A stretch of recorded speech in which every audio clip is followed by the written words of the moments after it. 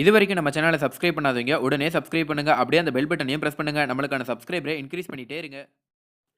Hello viewers, IPL தொடரில் 17வது போட்டியாக பெங்களூரு மற்றும் கொல்கத்தா அணிகள் மோதும் நேற்றைய போட்டி பெங்களூரில் உள்ள சின்னசாமி மைதானத்தில் நடைபெற்றது. கொல்கத்தா அணி டாஸ் வென்று பந்து வீச்சை தேர்வு செய்தது. முதலில் களமிறங்கிய பெங்களூரு அணிக்கு பார்த்திவ் பட்டேல் மற்றும் விராட் கோலி சிறப்பான துவக்கத்தை கொடுத்தனர். பெங்களூரு அணியின் கேப்டன் விராட் கோலி இம்முறை ஏமாற்றம் அளிக்காமல் தன்னுடைய பங்களிப்பை கொடுத்து ரசிகர்களை குசிப்படுத்தினார். முதல் 3 போட்டிகளில் நன்றாக ஆடிய பார்த்திவ் பட்டேல் இம்முறை விரைவாக வெளியேறி டிவில்லியர்ஸ் வந்து தனது அதிரடியை வெளிப்படுத்தி வான வேடிக்கை காட்டினார். இதனால் அணியின் ஸ்கோர் கிடுகிடுவென உயர்ந்தது.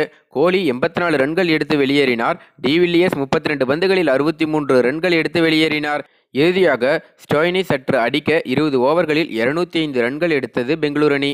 206 எடுத்தால் வெற்றி என்ற இமாலய இலக்கை துரத்திய கொல்கத்தா அணிக்கு நரேன் நல்ல துவக்கம் கொடுக்கவில்லை. ஆனால் அடுத்து வந்த ராபி லினுக்கு பக்கபலமாக இருக்க லின் அடித்து துவம்சம் செய்தார். அரை சதம் அடிக்கும் வாய்ப்பை தவறவிட்ட லின் 43 ரன்களுக்கு ஆட்டமிழந்தார். அடுத்து வந்த நிதிஷ் ராணா 37 மற்றும் கேப்டன் கார்த்திக் 19 ரன்களுடன் வெளியேற 24 பந்துகளுக்கு 53 ரன்கள் தேவை என இருந்தது. ஆனால் களத்தில் இருந்ததோ ரசல். மைதானத்தில் அனைத்து பக்கங்களிலும் பந்துகளை பறக்கவிட்டு 5 பந்துகள் மீதம் வைத்து வென்று தந்துவிட்டார். 13 பந்துகளில் 48 ரன்கள் அடித்தார் ரசல். இந்த தோல்வி குறித்து கேப்டன் விராட் கோலி கூறுகையில், அங்கு எந்த யூகமும் இல்லை. நாங்கள் கடைசியாக 4 ஓவர்கள் மோசமாக பந்து வீசினோம். அது ஏற்கத்தக்கது அல்ல. நாம் இன்னும் புத்திசாலித்தனமாக இருக்க வேண்டும். எதுவும் வரவில்லை மற்றும் நாங்கள் அழுத்தத்தின் கீழ் இருந்து மீளவில்லை. இதுவரை இந்த பருவத்தில் எங்கள் கதை எடுபடவில்லை. முக்கியமான ஓவர்களில் நீங்கள் போதுமான துணிச்சலுடன் பந்து வீசினால் ரசலை போன்ற அதிரடி ஆட்டக்காரர்களுக்கு எப்போதும் கடினமாக இருக்கும். நாங்கள் இதை போதுமென நினைத்தோம். ஆனால் 20-25 ரன்கள் இன்னும் தேவைப்பட்டது. இறுதி 4 ஓவர்களில் நீங்கள் 75 ரன்களை காப்பாற்ற முடியாது என்றால் நீங்கள் 100 ரன்களை காப்பாற்ற முடியுமா என்று எனக்கு தெரியாது. இதுவரை ஒரு ஏமாற்றமாக இருந்தது.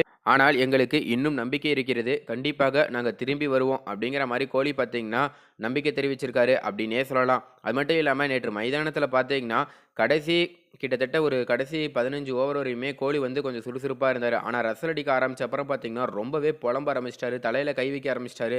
ஏதோ அவர் பார்த்தீங்கன்னா வித்தியாசமாக கோவப்பட ஆரம்பிச்சிட்டாரு. அதை எல்லாருமே வந்து நம்ம டிவியில் பார்த்துட்டு தான் இருந்திருப்போம். மேலும் இந்த தகவல் குறித்து உங்களோட கருத்து என்ன? பெங்களூரு அணி அதாவது மற்ற தோல்வி அப்படிங்கிற பட்சத்தில் வந்து ஒரு பெரிய பிரச்சனை கிடையாது. ஆனால் இந்த மாதிரி தொடர் தோல்வியில் வந்து 205 ரன்கள் அடிச்சிருக்காங்க. அது எவ்வளோ பெரிய ஸ்கோர். ஸோ இப்படி இருக்கும்போது எப்படி இவங்க தோல்வி அடைகிறாங்க? இதில் நீங்கள் என்ன சொல்ல விரும்புகிறீங்க அப்படிங்கிறத கீழே கமெண்ட்டில் பதிவு பண்ணுங்கள். மேலும் இந்த தகவல் உங்களுக்கு பிடிச்சிருந்துச்சுன்னா மறக்காமல் லைக் பண்ணி ஷேர் பண்ணுங்கள். இதே போல் பல தகவல் தெரிஞ்சுக்கூட நம்ம சேனலோட உடனடியாக சப்ஸ்கிரைப் பண்ணுங்கள். தேங்க்யூ.